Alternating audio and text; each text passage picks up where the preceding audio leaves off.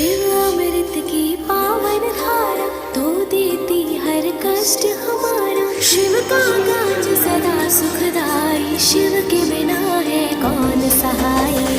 हर हर शंभू तो बोलो, हर हर शंभू, हर हर शंभू तो बोलो, हर हर शंभू। ओम त्र्यंबकं यजामहे सुगंधिं पुष्टिवर्धनम्, उर्वारुकमिव बन्धनान् मृत्युर्मोचयमामृतात्।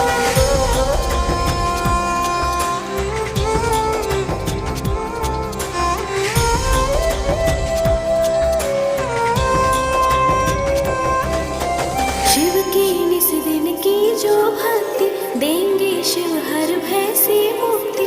माथे धरो शिव नाम की धूली, टूट जाएगा यम।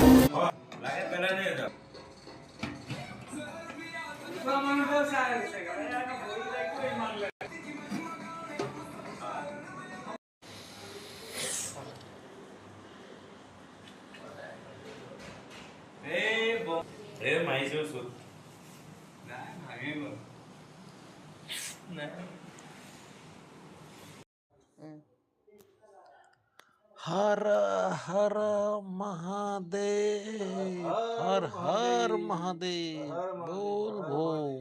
ओम नमः शिवाय।